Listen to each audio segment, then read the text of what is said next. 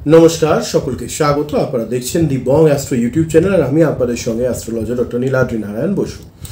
আজকে আমরা উপস্থিত হয়েছি খুব ইম্পর্টেন্ট একটা টপিক নিয়ে, যেটা না জানলে হয়তো আপনাদের জীবন থেকে অনেক বড় কিছু মিস হয়ে যেতে পারে। তাই ভিডিওটা ভালো করে দেখুন, বুঝুন এবং সেই মতো অ্যাক্ট করুন যাতে জীবনে আপনাদের এগিয়ে যেতে এটা কাজে লাগে। তো চালে বলবো এখন সবচেয়ে আগে যেটা 14ই মার্চ ঘটতে চলেছে পূর্ণগ্রাস চন্দ্রগ্রহণ, যেটা কিন্তু ভারতীয় সময় অনুযায়ী সকাল 9:29 শুরু হবে এবং দুপুর 3:29 শেষ হয়ে যাবে। এই চন্দ্রগ্রহণ ইউরোপ, এশিয়ার বেশিরভাগ অংশ, তার সঙ্গে সঙ্গে অস্ট্রেলিয়া, আফ্রিকা, আমেরিকা থেকে দৃশ্যমান হবে। তবে ভারতবর্ষে এই গ্রহণ দেখা হবে না বা দেখা যাবে না। তাই গ্রহণকালীন যে নিয়ম টিয়ম থাকে সেগুলো কিন্তু ভারতবর্ষে মান্য হবে না। কিন্তু তার মানে এই নয় যে গ্রহদের ওপরে এটার কোনো এফেক্ট হবে না। অবশ্যই এফেক্ট হবে। কি কি এফেক্ট হবে, কোন কোন রাশির ওপরে এবং কি টোটকা করলে পরে আপনারা বেঁচে থাকবেন বা সমস্যা থেকে বাইরে আসতে পারবেন, সেইটা আমি এক এক করে বলবো। অবশ্যই আপনারা একটুখানি বিষয়টা খেয়াল রাখুন, অবগত থাকুন। সতর্ক থাকলে অনেক বড় সমস্যা কাটিয়ে উঠতে পারবেন। শুরুতেই বলবো অবশ্যই আগামী 5 এবং 6 এপ্রিল আমি থাকছি বিকা গার্ডেনে। সেখানে যারা আমার সঙ্গে সরাসরি সাক্ষাৎ করতে চান, লেক টাউন বিকা গার্ডেন, অবশ্যই তারা কিন্তু দেরি না করে স্ক্রিনের নিচে দেওয়া নাম্বারে যোগাযোগ করে নাম লিখিয়ে নিন।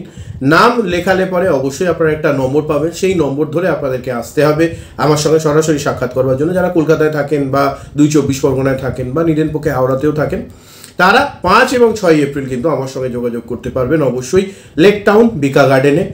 বিস্তারিত জানবার জন্য নিচের নাম্বারে যোগাযোগ করে নেবেন।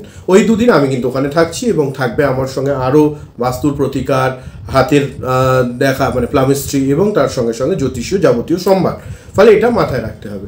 এবার চলে আসবো যে বিষয় নিয়ে। জ্যোতিষশাস্ত্র অনুযায়ী চন্দ্রগ্রহণ কিন্তু ঘটতে চলেছে কন্যা রাশিতে। ফলে কন্যা রাশি উত্তর ফাল্গুনী নক্ষত্রে এই গ্রহণ ঘটবে।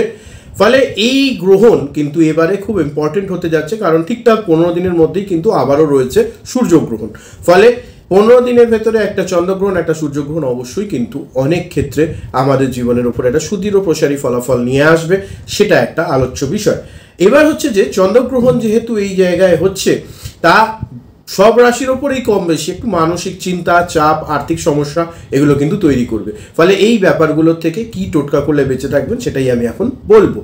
এবং তার সঙ্গে সঙ্গে বলবো যেটা, যে কোনো না কোনোভাবে চন্দ্রগ্রহণের সঙ্গে জ্যোতির্বিজ্ঞানীয় ঘটনা এবং বিজ্ঞান বলে যে যখন পৃথিবী সূর্য চাঁদের মাঝখানে এসে পড়ে, পৃথিবী সূর্য চাঁদের মাঝখানে এসে পড়ে, তখন চাঁদ পুরোপুরি বা আংশিক রূপে পৃথিবীর ছায়ায় ঢেকে যায়, তখন তাকে আমরা চন্দ্রগ্রহণ বলি। এবং এই যে 14 তারিখের চন্দ্রগ্রহণটা হবে সেটা কিন্তু সম্পূর্ণরূপে পৃথিবীর ছায়ায় ঢেকে যাবে, তাই একে আমরা পূর্ণগ্রাস চন্দ্রগ্রহণ বলবো। আর বৈজ্ঞানিক প্রভাব তো এটা বললাম। এবার হচ্ছে যে জ্যোতিষীয় মত অনুযায়ী অবশ্যই কিন্তু এটা আমাদের একটা পৌরাণিক কথা অনুযায়ী রাহু কেতু দ্বারা চন্দ্র বা সূর্য দ্রষ্ট হলে বা গ্রস্ত হলে তাকে আমরা গ্রহণ বলে থাকি। আর পাশাপাশি বলবো সেই দিন যদি আপনারা একটা ছক তৈরি করেন, যেমন এখানে ছকটা দেখতে পাচ্ছেন আপনারা, দেখুন ঠিক এই জায়গায় যেখানটা আমি একটা সার্কেল করে দিয়েছি সেখানে দেখুন চন্দ্রের সঙ্গেই কিন্তু কেতুর অবস্থান রয়েছে। ফলে তাই জন্যই কিন্তু সেই সময় গ্রহণ হচ্ছে। ফলে কোথাও না কোথাও জ্যোতিষের সঙ্গেও একটা মেলবন্ধন অবশ্যই রয়েছে এবং এটা আপনাদের কর্ম, ভাগ্য, তার সঙ্গে সঙ্গে সম্পর্ক বা রিলেশনশিপ, মানসিক অবস্থা এগুলোর উপর কিন্তু জোর প্রভাব ফেলে। ফলে এটা একটা ব্যাপার। এবার চন্দ্রগ্রহণে চাঁদের শক্তি কিছুটা দুর্বল হয়ে যায়, ফলে মানসিক চাপ বাড়ে, আর্থিক সমস্যা হয় এবং তার পাশাপাশি কিছু মানুষের মধ্যে কিন্তু ডিপ্রেশন দেখা দেওয়ারও একটা সম্ভাবনা থেকে যায়। ফলে এগুলো একটুখানি খেয়াল রাখতে হবে। এবার চলে আসবো আমরা যে বিষয়টা নিয়ে আলোচনা, সেটা হচ্ছে শুরুতেই বলবো যে বিষয়টা নিয়ে যে কয়েকটা খুব ইম্পর্টেন্ট জিনিস, যে চন্দ্রগ্রহণ বা যে কোনো গ্রহণের সময় কী কী করা উচিত, কী কী করা উচিত নয়। গ্রহণের আগেও পরে অবশ্যই স্নান করা কর্তব্য। যেহেতু এখানে এটা দৃশ্যমান হচ্ছে না, তাই আপনারা পরে স্নান করলেই হবে, আগে স্নান করবার প্রয়োজন নেই।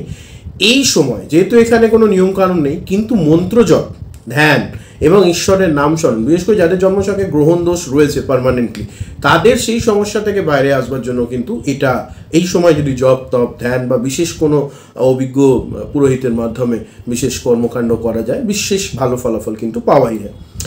এই গ্রহণ সমাপ্ত হলে পর কিছু দান ধ্যান করলে পরেও কথা আছে বিশেষ ভালো ফলাফল কিন্তু পাওয়া যায়, যা করা এড়িয়ে চলতে হবে, অর্থাৎ যেটা গ্রহণের পরে করা উচিত নয়। সেটা হচ্ছে যে গ্রহণের সময় বা আগে পেছনে খাবার গ্রহণ করা নিষেধ। এটা নিয়ে কোনোদিন বৈজ্ঞানিক ব্যাখ্যা নিয়েও আসবো, তবে এখানে যেহেতু গ্রহণ দৃশ্যমান নয় তাই এই খাবার গ্রহণ না করার বিষয়টা এখানে প্রযোজ্য হচ্ছে না। এবং এই সময়ের আশেপাশে মোটামুটি তার 3 দিন আগের থেকে 5 দিন পর পর্যন্ত মোটামুটি এই 8 দিনের যে সময়কাল, সেই সময়কালের মধ্যে কিন্তু অবশ্যই কোনো রিস্কি ডিসিশন না নেওয়াই ভালো। এই সময় বিনিয়োগ এড়িয়ে চললেই বুদ্ধিমানের কাজ। এবার যেটা বলবো, গ্রহণের পরে বাড়িতে গঙ্গা জল ছিটাতে হয়, এটা সব সময় হয়। সমস্ত খাবারে তুলসী পাতা দিয়ে রাখতে হয়, এটাও একটা নিয়ম। মহামৃত্যুঞ্জয় মন্ত্র এই গ্রহণ চলাকালীন জপ করলে সুস্বাস্থ্যের অধিকারী হওয়া যায়। এটা কিন্তু একটা ছোট্ট টিপস যেটা আপনাদের খুব প্রয়োজনীয় হয়ে থাকবে। আচ্ছা, এবার চলে আসবো আমরা এক এক করে রাশি ওয়াইজ আলোচনায়। এবার হচ্ছে যে চন্দ্রগ্রহণ, এই যে চন্দ্রগ্রহণ তা কিন্তু আপনাদের জীবন ধ্বংস করতে পারে। ফলে কি ঘটবে এবং কিভাবে এই বিষয় থেকে আপনারা বেঁচে থাকবেন সেই নিয়ে এক এক করে আলোচনা হবে। এবার চলে আসবো বৃশ্চিক রাশির আলোচনায়। বৃশ্চিক রাশির ক্ষেত্রে গ্রহণ হচ্ছে আপনাদের রাশির থেকে 11তম ঘরে, ফলে এটি আপনাদের লাভ, বন্ধু, উচ্চাকাঙ্ক্ষা এগুলোর ঘর। এবং এখানে আপনার আয় বাড়ার সম্ভাবনা থাকলেও সেটা কিন্তু নেগেটিভ ওয়েতে হবে, অর্থাৎ নিষিদ্ধ উপায়, যেগুলো সমাজে সিদ্ধ নয়, সেই ধরনের কিছু খারাপ কাজ আপনাদেরকে করতে বলতে হতে পারে, সেগুলো একদম এড়িয়ে চলবেন, কারণ এগুলো কিন্তু ফাঁদ। এগুলোয় পা দিলে আপনারা বড় সমস্যায় পড়বেন, কারণ মাথায় রাখতে হবে আপনাদের 2.5 শনি বা ঢাইয়া কিন্তু এখনো কাটেনি বৃশ্চিক রাশি। পাশাপাশি অপ্রত্যাশিত ব্যয় আপনাকে চাপে ফেলবে, ফলে এটাকেও আপনাদেরকে একটু খেয়াল রাখতে হবে। বন্ধুদের সঙ্গে সম্পর্ক খারাপ হতে পারে, ভুল বোঝাবুঝির থেকে দূরে থাকুন, অবশ্যই এটা মাথায় রাখতে হবে। বিশেষ করে 11 থেকে 19 মার্চের সময়কাল, এই সময়টা খুব সতর্ক থাকতে হবে। আপনাদের জন্য উপায় হচ্ছে ওম নমঃ শিবায় মন্ত্রের 108 বার জপ। শিবলিঙ্গে অবশ্যই আপনারা দুধ অর্পণ করবেন, নিশ্চিত ভালো ফলাফল পাবেন। এবং তার পাশাপাশি আপনারা সেই দিন খুব সাত্বিকভাবে কাটান, ভালো ফল। আপনার রাশির জন্য এই গ্রহণ অবশ্যই ভালো হবে, এই কামনা করি। আপনাদের রাশির শুভ হবে না অশুভ হবে, বা এর আপনারা কোন দিকটা দেখতে চান, পজিটিভ দেখতে চান নেগেটিভ, অবশ্যই কমেন্টে জানান। এবং চন্দ্রগ্রহণে কি আপনারা অনুভব করলেন গ্রহণ হয়ে যাওয়ার পরে, এখানের কমেন্ট বক্সে জানাবেন। আমি প্রত্যেকের রিপ্লাই করব অবশ্যই। এবং আরও বিস্তারিত যদি জানতে চান এবং কনসালটেন্সির জন্য স্ক্রিনে দেওয়া নাম্বারে যোগাযোগ করে, অবশ্যই সেটা পেয়েবল চার্জেবল নাম্বার। আর আপনার কার কোন রাশি কী বিপদ আসতে চলেছে সেটাও আমাকে একটুখানি জানাবেন। অবশ্যই সকলে ভালো থাকুন, এবং আগামী দিনে এরকমই আপনাদের সহযোগিতামূলক আরও ভালো ভালো ভিডিও পাওয়ার জন্য চ্যানেল সাবস্ক্রাইব করে সঙ্গে থাকতে ভুলবেন না।